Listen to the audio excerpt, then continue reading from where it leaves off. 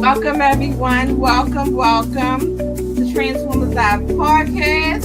Hello, everyone out there. Hello,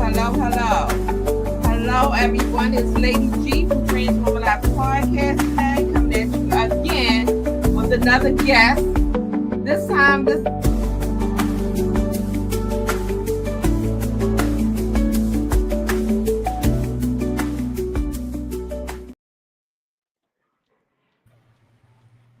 welcome, everyone. This is Lady G from Transformer Lives Podcast. We're on live with Trinity.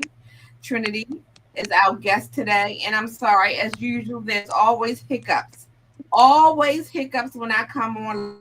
So the devil is busy, and the devil does not want me to get through these interviews. But I beg to differ. We're gonna get through this interview. I'm ready to make this public for those who want to view it on Facebook. We're also live on YouTube. So help me welcome Trinity on today. Welcome, Trinity. Hi, Welcome. everyone. Trinity, this is personal to me. This is personal to me, Trinity, because I know you are one of my younger nieces, and I always give accolades where accolades are due. And so tonight, I asked you recently, can you come on with me to share your story as a young lady who grew up in the inner city? I say this because there's a stigma, right, that nothing comes good out of Baltimore. But I beg to differ. I beg to differ. People, young people, striving to do better and to be successful. So for that, I applaud you and any other young adult who is striving to do better. Meaning that I want to be something out of my life. I want to be someone. I want to make a mark in this world. And even if it's just a personal thing for you, others see it, right? And I thank you for coming on today. I'm going to read your bio, which is short and sweet to the point. And then we're going to take the questions from there. But let me first tell everybody, if you're on YouTube, please like, share, and comment. I'm going to be watching from both streaming devices, and I'm going to be checking comments. Please like, share, and subscribe is what I'm saying. Subscribe. Feel free to subscribe. Transformer Lives, I always come on here and tell you the purpose of my podcast. So Transformer Lives is a podcast that God gave me the vision to do about 4 or 5 years ago. Transforming a life means to me transforming my life one day at a time through the lens and the eyes of the community. And I believe complacency is not a thing, that we should be all striving to do something different and not be content. Learn some things, do better, be better, share your knowledge with others so that they can come up too. Don't be selfish. Let other people know what you're doing and how you got to where you are. So welcome again, Trinity. So Trinity is 25. Was born and raised in Baltimore, a graduate of Western High School. She went on to earn a Bachelor of Science in Aviation Management from Delaware State University.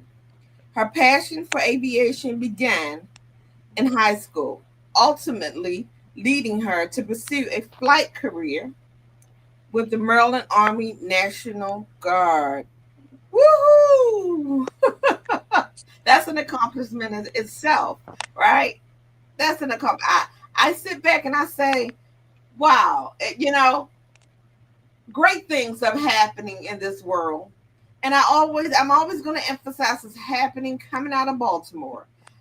We know that this city, and there's no lie to it, is crime ridden. We know that this city is drug infested, but we know that Baltimore is not the only city that affects our environment. And I know oftentimes people say you're a product of your environment.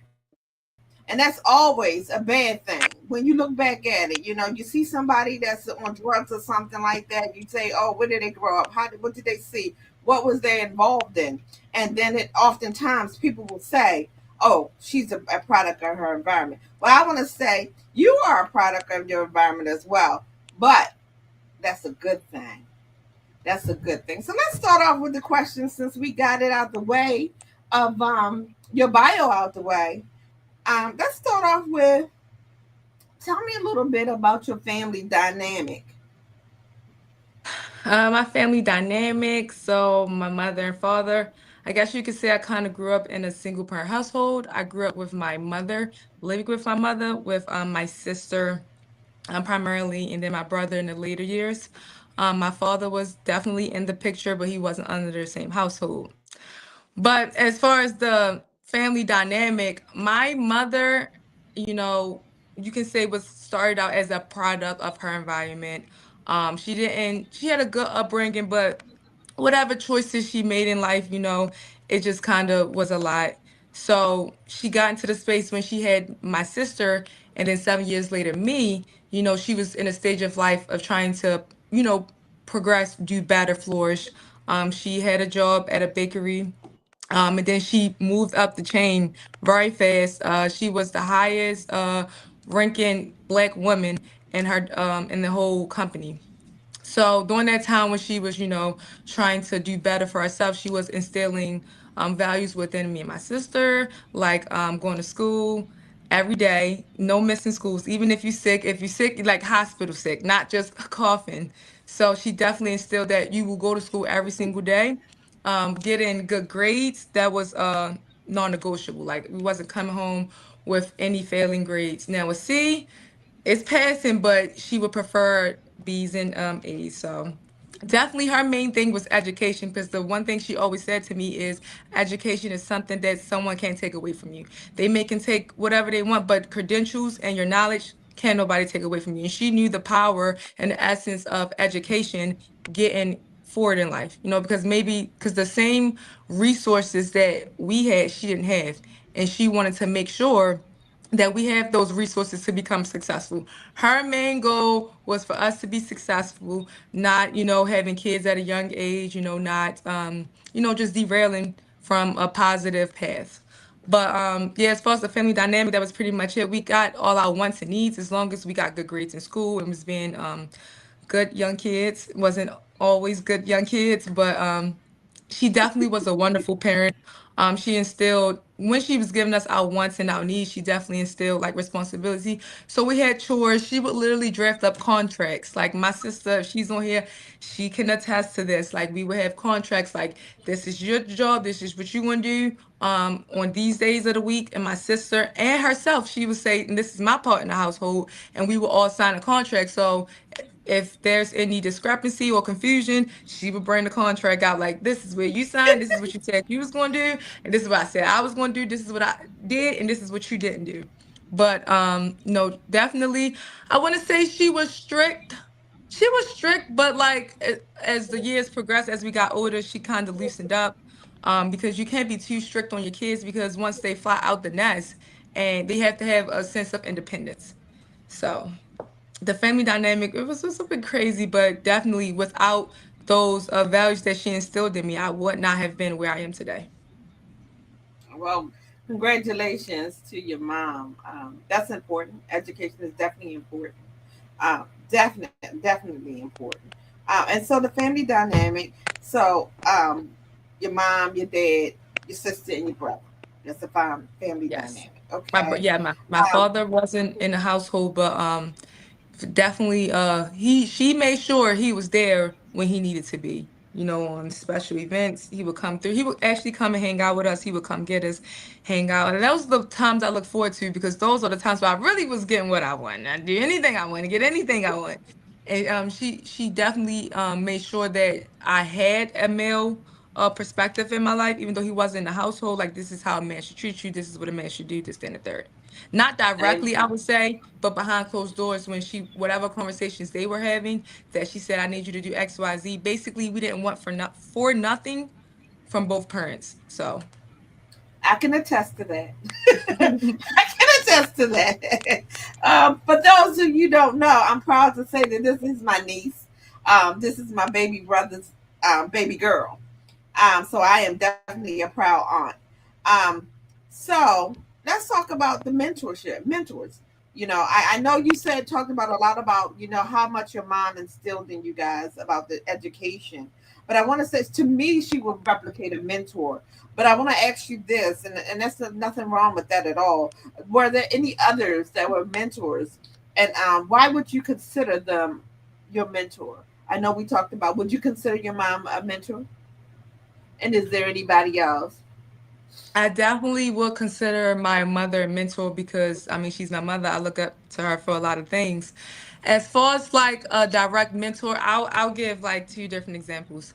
So I'll go in this direction. So as far as mentorship, I can say that sometimes with mentorships it's very fluent and it's not very like can you be my mentor? Like I've tried that with somebody it kind of didn't we just didn't it does have to mesh. Like it has to be fluent, it has to be authentic, I feel.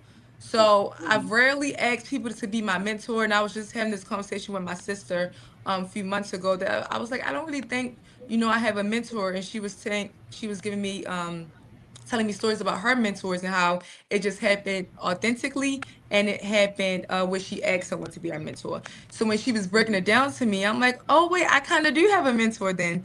So in the military form, I have a mentor. His name is he goes by Anderson, his last name. And I didn't really look at him as a mentor because it was so authentic. Like he would do mentor things for me and I didn't realize that he was being my mentor. Like he would look out for me, anything I needed. Um, Going up the chain of command as far as in the military, like certain ranking, you got to go up different levels. You can't just be talking to higher ups. You got to go through channels basically. And he would go through Yeah. those channels for me without me even asking him. For an example, I had just graduated college and I got my first job and I got my first, big girl apartment. And I was working at the job for about a couple of months waiting for the pipeline until I go to flight school. And it was a new up and coming airline. I was basically working logistics and technicalities within that company. They furloughed us. They hired a bunch of people thinking they was going to be ready to turn profit, and it was delays. So they furloughed us because they couldn't keep paying us and not getting profit. And there was an unforeseeable furlough. It could be 2 months, a month, a year. We didn't know. Basically, I was out of a job. So I was just kind Well, of venting to him about it, like, yeah, this what happened, just talking about it. And it's just so funny because I'd never asked for him to do this. And those valuable connections really matter. Because me just venting, just yeah. talking like my stupid job just furloughed me, this, that, and the third, he went to my commander at the time and there was this big project that they needed help on and he talked with my commander and basically was just like this is Broxton's situation, which is my last name, Brockington's situation, this, that, and the third. And next thing I know, my commander comes up to me like, yeah, would you be willing to go on orders for this, that, and the third? And I was just like, what? Like, and then I found out it was through him. And I'm just like, wow, like little things like that is really meaningful. And then when I went to flight school, Yeah. he was giving me, throughout my entire time up until leaving the flight school, he was giving me pointers. I can say he was not the only one, but the main one that tried to include me, made me feel included Yeah. as I'm stepping into this new role as a officer. I'm young, I don't have experience, I don't really have these connections with anybody. So like little things like when they would go to lunch, hey Brockington, come with us, ride in my car, we're going here. He definitely made me feel welcomed for sure. Not to say that anybody else made me feel unwelcome, but I can see that he went the extra mile to make me feel welcome and make me feel included. So I'm forever grateful for that. So that is a mentor for me on the military side. Now, on like another side, just mentor in general, I would say my sister. Like I literally go to her for everything, like advice on, and my cousin Shay Shay. My cousin Shay Shay, her name's Lachey, her real name's Lachey, and my big sister Tora. The main one, I go to her for everything, like resumes. Can you look at this resume? Anything in the world, professional, personal, love life, even when I'm having, issues with my mother, like we have altercations, might don't see eye to eye. She's like the middle ground person. Like I explained to her, like, what you think of this? Even with my friendships, if I'm having friendship disagreements, I go to her for literally everything, and she has not steered me wrong. Not to say that she is perfect. She have her I guess transgressions, you want to call it, but I respect and looked up to her so much that I come to her for everything. And all my big cousins, honestly, my big cousin Markia, my big cousin Deavra, and my big cousin Lachey, but mainly my sister and Lachey. Recently I've been coming to a lot, especially with this whole work environment and getting back adjusted coming home. So yeah, those are my mentors. I had to mute my mic because this is the time when my poodle wants to be barking. He wants Oh. attention. So I apologize if y'all hear him in the background. Apparently, my husband let him out the basement and he went out the door. But anyway, I do apologize. So your passion for flying, when did that start? When did you have that passion? How did that become your career path? Okay, so I always didn't want to fly, believe it or not. Before, I used to watch a lot of Law and Order SVU. I blame my mother for that. And it was this black lady. I don't know her name as an actress, but if you watch Law and Order SVU, you know who I'm talking about because she's been on there for like 10 plus seasons. When they go to the crime scene, sometimes she'll be at the crime scene or sometimes she'll be in her office examining the bodies to determine what was the cause of death. So that's basically a forensic scientist. Medical examiner was her title, but basically that's what it was. And I really had a niche for that, like true crime. But then I realized I don't do well with blood and like gory stuff. So then I said, okay, maybe a forensic psychiatrist or psychologist, okay, whatever. The people that try to study, why it happens, like more so on the medical side, not more so in depth, like in the field, looking at the bodies and stuff. And I also took a forensics class in high school. We went through the famous serial killers and all the crime they've done and like why they did it. And some serial killers really just don't have a reason; they just do it. But that's whole nother lane. But that stuff kind of intrigued me, not in the sense of like I like that stuff, more in the sense of like why do people do the heinous crimes that they do? And it's just unsettling to know that some people just don't have a reason; they just do it. And I feel like a lot of times with society, we always want a reason to make ourselves feel comfortable at night. Okay, this person did this because of childhood trauma or because this has been done to them, and that's why they feel that it's okay to inflict that type of pain on somebody else. But sometimes you just can't make sense of it, especially with when people that have mental issues. But in a nutshell, that was my first lane that I wanted to go to.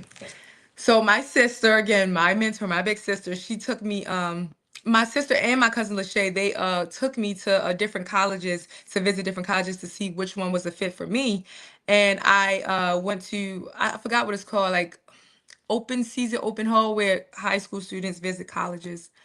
And my sister had took me to Delaware State University, and they have a pro pilot program. And there was a pilot, I think he was in the Air Force, just talking about being a pilot. And I just was like, wouldn't that be cool? Like, I've never ever, nobody in my circle mentioned flying. I've never even met a pilot. I never, not that I didn't think it was achievable, but it was just like I don't see people in my community doing that. And that's what kind of navigated me to it. I guess I always like a challenge, I don't know. But it's just like I don't see nobody. Why can't I do it? Like why not? Like especially we're underrepresented in this career path. Let me try it. Like so then I tried to go the professional route throughout my school. And I was already in the military at this time. I was enlisted. And they said that they weren't going to pay. The military said they weren't paying for it. Military said too much money. We're not paying for that. It's very expensive to go to school to be a pilot. It's very expensive, hundreds of thousands of dollars. So I'm trying to think. Yeah, I'm trying to think of the timeline to make sure it's accurate. So I was already in, and I tried to get the military, or I think I was thinking about joining the military. That's what it was. I was thinking about joining, and then I was trying to see if the military would pay for it, and they was like no. And I was like, okay, if I can't do pro pilot, I still want to do something aviation. So I pursued a degree in aviation management, which is more of the administrative side to aviation. And then when I joined the military, I was like, just give me any job that's aviation related. I don't care what it is. Not no mechanic. Don't give me that. I don't want to work on planes, but something that gets me in close proximity of it. So I Okay. joined as an aviation operations specialist, which is basically I try to explain to people similar to air traffic controllers. It's not as stressful, but just basically the operations of a army. heliport, which is basically an army airport for helicopters.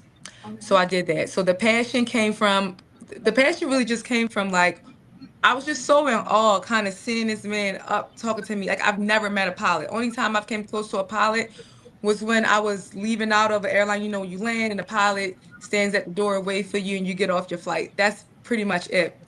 So, yeah, that's where the passion came from. And then I was like, but I still, mind you, at this point, I'm still having this aspiration, but my foot is not in the door yet. So I said, okay, if I can't be a pilot through the civilian route through my school, I'm going to go through the army and have them pay for it, and I come out debt free.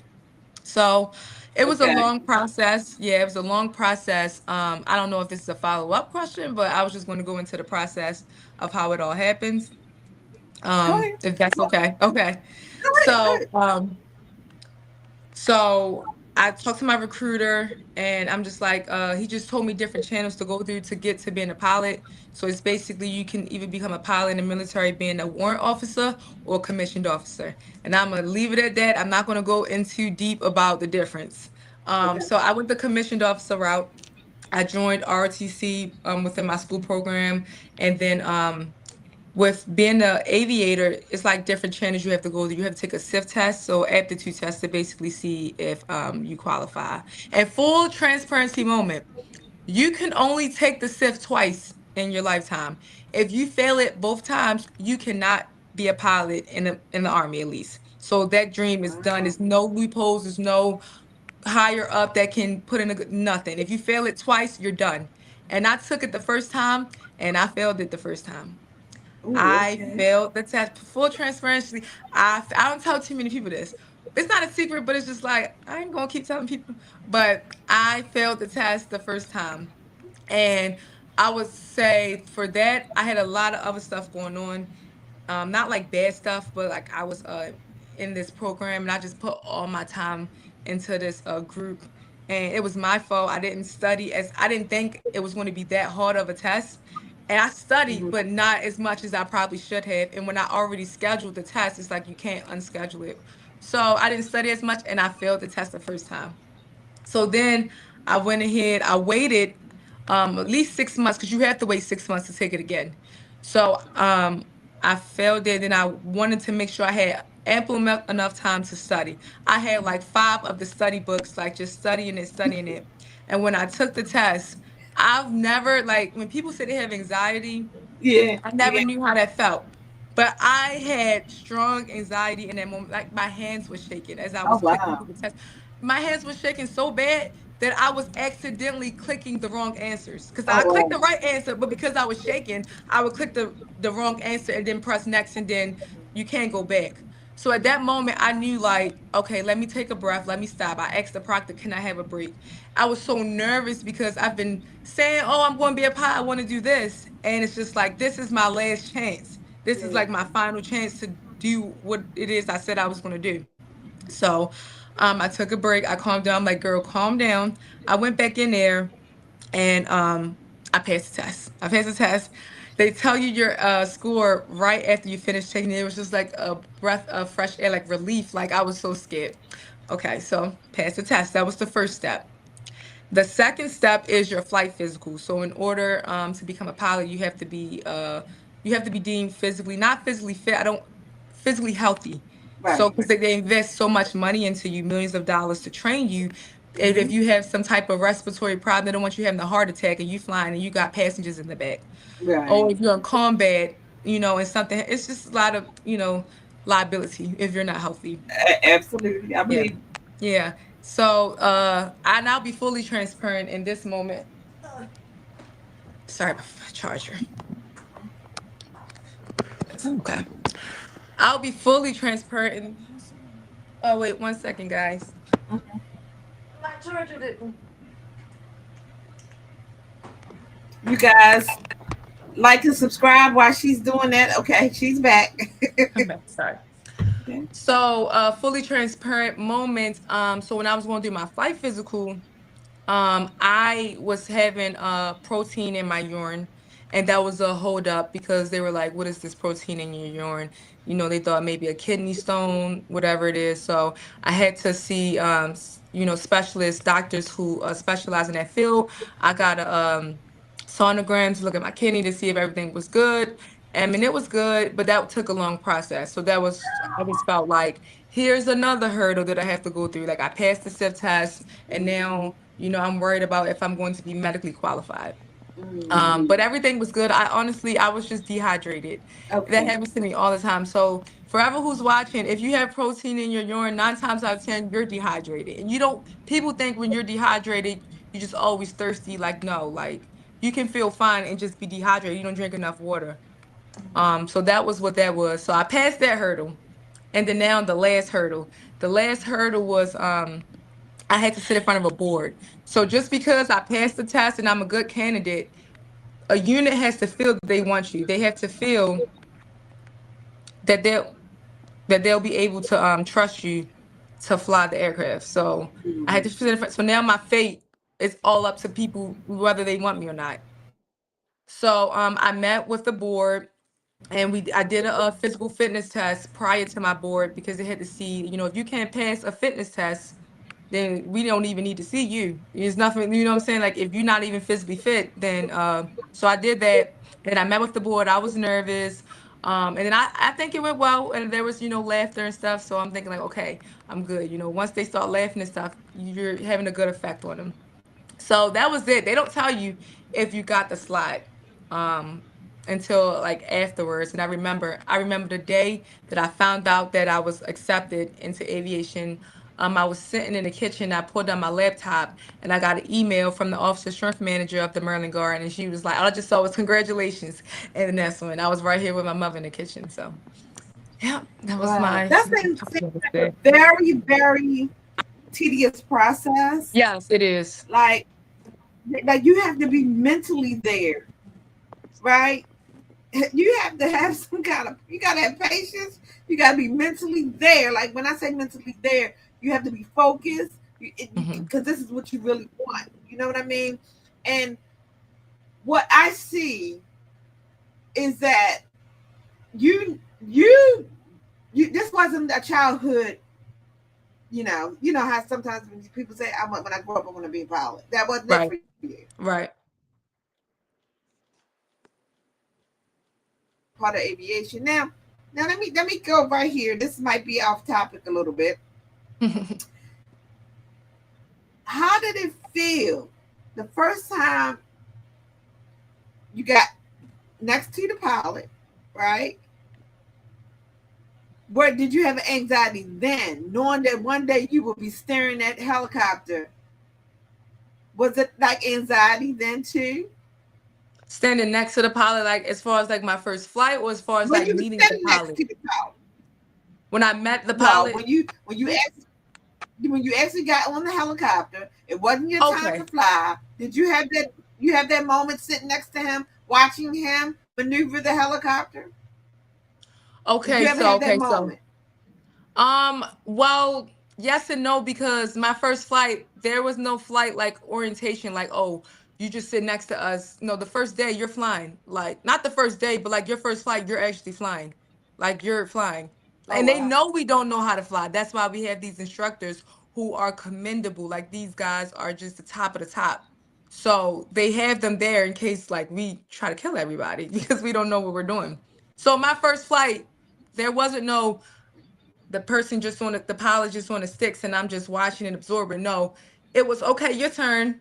He do something and he said, you do exactly what I just did. So yes, I had extremely Oh, amounts of anxiety because I'm just still processing like how did I get here? Like, how like just so many steps. I'm just like, I'm really here flying and like he's telling me to do this and then I'm trying to do what he's telling me to do and he's trying to talk to me at the same time and I'm just like, sir, I'm trying to focus on not killing everybody right now. Please, like just let me focus.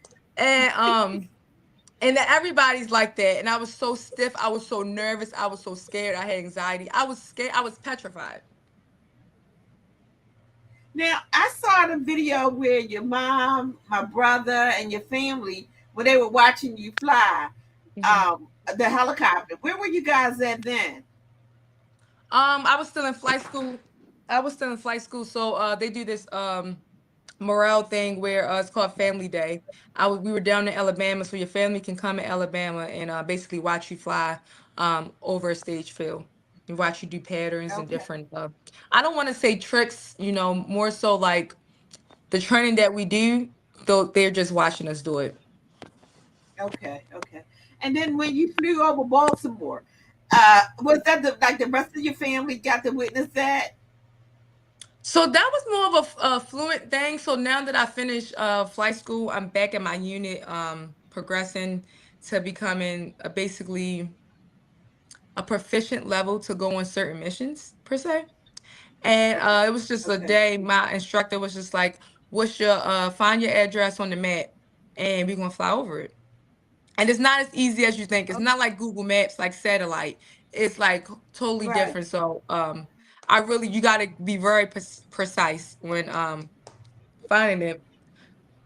So when it happened, I don't know. I don't really make a big deal of a lot of things. Like I know, like everybody says, you should be so proud that you're a pilot, but it's No, not. you Yeah, I'm a don't. I pilot. can say that for sure. Yeah, No, I you really don't don't. make a big deals about things. Like when it came to Family Day, I didn't even tell my. I just mentioned it to my sister, and she was like, "You wasn't going to tell nobody." And it's just like I don't really want to inconvenience people, but I'm glad they came.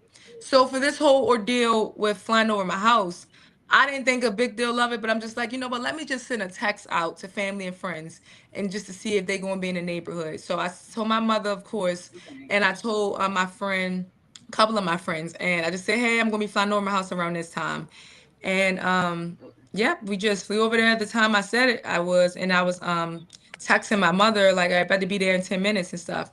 And I literally cried. Like when I was flying over I'm like, I was trying to find my house for a second. And then when I saw North Avenue, I'm like, okay, let's just keep going down the street. And then I was finding over my house and I didn't see anybody for a second. I'm just like, who's those people in the street? Like people just standing in the street. And I look and there's my mother and her friends and my friends waving at us. And then I just started crying. I'm just like, and they was crying too. But like, it was just such a surreal moment, like to be able to do that, to like actually have your family see you fly. So that was a good Yeah. experience for me. Yeah. Absolutely. Absolutely, absolutely. That is just a beautiful thing. See, and I can tell people Trinity is so humble, you guys. I'm telling you, she was like, when I wanted to do this with her, it was like limitations. No, I want to don't say that. No, because I don't want to put my no, because I don't want to put myself out there like that. No, but she don't realize that if she even if she doesn't want to be out there in the limelight, her family wants her out there because they're proud of her, right? But I can tell you guys, she's a very humble young lady, and to be 25 at this stage in your life, with no children right now, where do you? I'm skipping over the questions a little bit. Where do you see That's yourself in fine. 5 years? 5 years, I'll be what? 30. 30. So I'll be 30. I definitely see myself with child. Like Okay. 30 I want to have a family. So I definitely see myself having a family, being married, or like if not married with child or a kid already, then like starting Mhm. that process really soon. Um, as far as Okay. that's personal wise, as far as career wise, I don't want to be a pilot forever, believe it or not. I do Okay. love and I enjoy doing it. It's the most rewarding thing thus far in my life. But for end goal, I actually see myself more on the investigative side. And I feel like that Okay. niche, like I couldn't let you know how I say, I want to do forensic and then I Yes. kind of squared off. I feel like I have a niche for like investigating stuff, like getting to the bottom of stuff. Okay. And that's how I Okay. am in my personality because I always want to get to the bottom of everything or talk about something. Like if I have a disagreement with anybody, I always want to resolve it right then and there. So Right. this is just a realization for me, like an epiphany for me right now as I'm saying it. But I think I have a niche for like investigating. So my end goal is to work at NTSB, which is basically they investigate aircraft crashes to see Okay. what was the cause of it and what can we do to mitigate these risks. So Okay. end goal, I want to end my career there. Or if not there, which is like the top list, in Hmm. some realm of safety working with the FAA. Okay. Okay. So let's see. Are you involved in any kind of community outreach or mentoring, or are you open to any? I am definitely open to I'm not actively. I've recently done for first to answer your question, I am open to it. Second, I'm not actively in a group per se. I was in a chapter organization, excuse me, called Women in Aviation. Basically, women come together every year. It's a big event. They have it in different cities every year to showcase, just see more women in this predominantly male field. And it doesn't always have to be pilots. It can be fuelers, it can be air traffic controllers, whatever. But I definitely feel like I should be more involved. I say that me personally, I feel that I struggle with another transparency moment is it's like when you accomplish so like when you accomplish something as and not to say I accomplished so much, but I feel that I've made big accomplishments. And I see when people do make big accomplishments, it's more of a like a nature to like give back and just try to inspire people. Right, right. And I definitely want to do that. But sometimes I feel like out of my element, out of place because it's like I don't want to say anything wrong or like it's just more so of a confidence within myself to have that comfortability to do it. And I feel like I have to have more comfortability in like showcasing outreach and drawing people in because if you was to come to me and if you want to help and I would definitely I would love to be a mentor to someone, but it's just like if you don't have that welcoming disposition, then you might not get those incoming people to come, and I know people look up to me, I know not, and I don't, and I just say I don't like being, I like to inspire, but this may sound weird, but I don't really like being looked up to because I feel like that puts you in the box. And I feel like you gotta stay in this lane, stay in this trade. And I feel like it's so Yeah, many, eyes on me being as though I'm, very underrepresented in my field. So I feel like it's very few mistakes that I can make without, getting that label on me. yeah. But I don't know, like I just still feel like I'm trying to find my way like in this new career path. And I just gotta do the work within myself to like you know, because sometimes people that's just not their personality. I know some people that's all they want to do in life is just help people. And some people's more of a thing like, I would love to help people, but that's not like my end goal. Like, like I can't, if that makes sense. Well, say so. Let's start off like maybe going to a school. I You did know, that. I career did that. day. You I did did career that. day. Okay. Yeah, I did that and I love doing it. That's the thing. I love doing it. I feel like I don't actively seek those things out and I should, but especially because that I was telling you in the military, it's like fine lines you can do. And then once you start doing outreach in uniform, and it's just like now the military gets involved because now you're representing us. So now it's like, certain thing that puts me in a box, certain things I can and cannot say. I can't be Absolutely. my most authentic self because I do have my own personal beliefs, outside the military and a way I carry myself that may not be, you just gotta always be professional. And sometimes I feel like the most authentic rapport, like connection, is when you are being yourself and not really so much Absolutely. professional. So that's Absolutely. why I kind of try to stray away from that per se, because then you do have to get public affairs and the military involved when you're doing these outreach events. But Yeah. I did do one for my god sister Paris. She invited me to one. The girls, this was youth works. So there were young girls about 14, 15, 16, 13 within that age range. And she just invited a bunch of her friends who were, role models and career paths. And she invited me and I loved it. I genuinely do love doing that. And Right. it was one of the most rewarding things I did, all summer. So it was Gotcha. nice. Gotcha. I got you this. So we're almost done. So just we talked about the inner city and we talked about living in the inner city and what we face sometimes growing up. So if I was to asking you, Trinity, what stumbling blocks, challenges did you have to face living in the inner city of Baltimore growing up? Like I know you went to Western High School, and then like you living in the inner city, was were you facing any What was the last you said where you faced? It kind of cut out. You said living in a city where you face, and I didn't hear the oh rest. did you face any like challenges living in a city that when you were navigating through life? You know what I mean? Like, um, were there any challenges that you had while you were growing up in the city, like as a young adult? I mean, you could say no, and we'd be done with it. But then, just to think, as I was growing up, yeah, I had to face, maybe I'm talking about on the rims of maybe bullying, maybe, competition, maybe, or I was just, social butterfly. I had no challenges. If there were any, I just want you again to be your Yeah. authentic self, because there are folks who are watching and may even go back and watch and share it to a young adult. And there may be some. I'm gonna let you have the floor at the end opportunity to say or anything you want to say to the audience. But if you had any challenges, what were those challenges that you faced? So I would say that my mother, she did run a tight ship.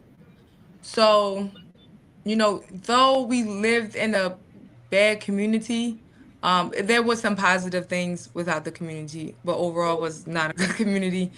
She ran a tight ship, so I understood, a lot of things that I knew that was normal because of the community I was living in, but was abnormal. It's not the right thing.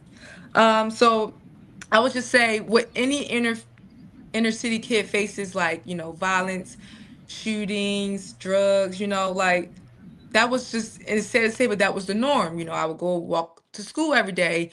We see drug dealers standing on the corners selling drugs, this and the third. Some were respectable. They know you were a kid. They know, they would be gentlemen and men about it. Like, this is a child, women and children off limits, not involved. Let's make sure this child, get to school safe, whatever. And some of them just was just ministers to society, I would say. But I I saw it happening, and it just becomes so normalized that, and it shouldn't be. It really shouldn't be, but it's just that was my everyday environment. But I can say that I was never like, I ever thought in this, my safety was always at a threat, but I never felt that way because I thought it was so normalized per se. But it was because I've saw things that I shouldn't have saw at a young age. Now, as far as like bullying, I don't think I really dealt with any bullying to the point that it affected me, my mental, my emotions. I feel like colorists, talking about people in their skin darker people, I feel like that happens everywhere, not just in the inner city. That's just the dynamic of society as far as like light skin or, whiter adjacent people are deemed beautiful and darker people are not. So that's like the terms of bullying, I guess, that I perceive. But again, in my household, my mother ran the tight ship and she made it clear that black is beautiful, your skin color is beautiful. So when those things are still in you at home, when the outside doesn't affect you. So I would say that that was the only type of bullying that I perceived. But as far as hardships, it's like, I mean, you're in the inner city and you're, around kids that may not have parents that run a tighter ship as you.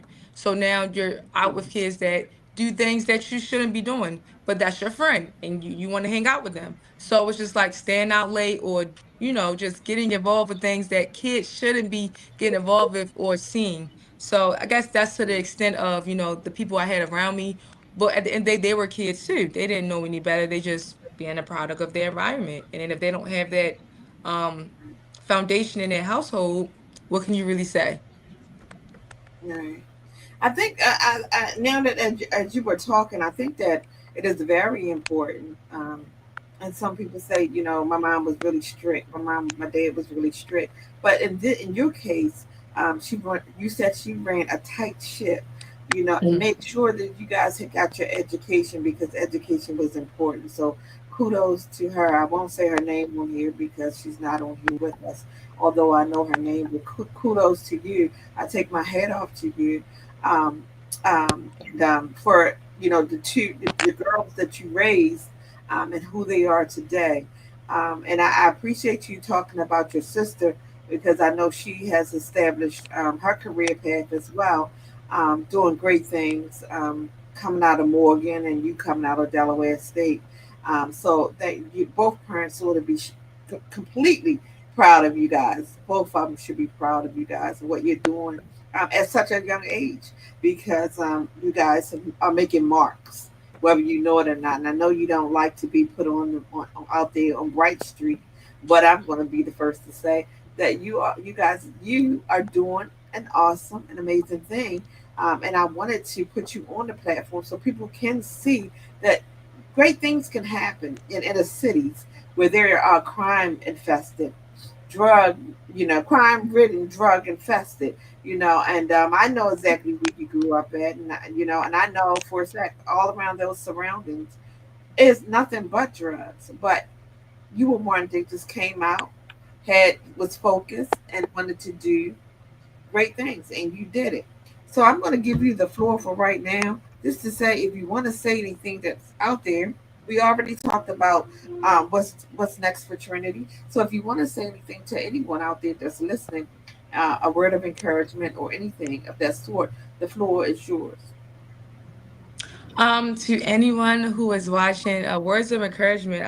I know everybody say, always believe, don't stop, keep going. But I am a testament to show that I said that I was going to do something and I did it. And it was not easy. There was a lot of work that was done on my end. It wasn't handed to me. I always say it wasn't me, it was God that got me through. And when I think about my time back in flight school, sometimes I just still being all like, I don't know how I got past. Like, I really don't know. It's just like, every time when I just showed up when it mattered, when it counted. Like I showed up throughout obviously my time there, but when it was time to like lock in, it's just something came over me and I did what needed to be done to get to accelerate to the next level. But I would say like don't ever sell yourself short or think that anything is unattainable because I just did this just for like, oh, this is something cool to do, let me try and do this, and then I really did it. And it's just crazy just how that is. Like I just, oh, that's cool, let me try to do that. It took years to get there, but don't ever sell yourself short, and don't ever you know stray away from a career path, or not just a career, whatever type of environment, because you are underrepresented or because you feel um out of place, because that births growth. You don't always want to surround yourself with people that always make you comfortable, because you're not going to be out of your element to grow, to I impact like that. people, to outreach people. So, I like that. I thank you. definitely like that. Would you say that you need to be around people that's doing a little bit different, a little bit more than what you're doing? Would you say that? Or somebody Um, that's on the same path of you? Like we can learn from people who are where we want to go. You know what I mean? right, We can right. surround ourselves with people who are already there where we're trying to get to. Is what I'm saying. Yeah, yeah. I surround myself every day. Every time I go in to work the fly, I'm constantly surrounded by people who outrank me, who know more than me, who's more knowledgeable for me, and that always keeps me on my toes. Every day my instructor may come in and ask me, What's this?" And if I don't know the answer, he not going to harp on it too much, because I'm still a young a young pilot, young officer. But that bothers me, because I want to, I need to, I'm going to give you the right answer. Like that was the in flight school, that was the thing that I kind of leaned on the most, was academics. And that kind of uplifted me more so, because the flying skills came with time. But it hurts me. Like it bothers me when my instructor asks me something I don't know. Because I don't like to say I don't know. I would give an answer, keep giving the answer, and until it's right. And then when it's not right, now I'm going in the regs to go find what the answer is. So it always keeps you on your toes to be around people that know more than you. Absolutely. You should want to be people, because when you become complacent, when you feel like you can't learn, and I'm not just talking about people above you financially wise, like in any aspect, whether it's knowledge, whether it's this spiritually, whatever, just be around somebody you can learn from, in a sense. Exactly. With that being said, Trinity, I'm so glad that you came on. As a matter of fact, I'm just glad you back in Yes. town. I know we did the text when you were out, and sometimes that phone would be on silent, and I'd be like, I forgot she's in a whole different state. I gotta wait till Oh she yeah. get this text. But nevertheless, Auntie is proud of you. I always want you to know that. Keep striving for big things. I hope to have you back on maybe next year because I always do a follow up with those who've been on my podcast. And if you want to, the folks want to go back and look at it, of course, it's on YouTube. Um, Thank you all for tuning in. Thank you, thank you, thank you. And we are out. Transforming Lives Podcast, transforming a life one day at a time through the eyes and the lens of the community.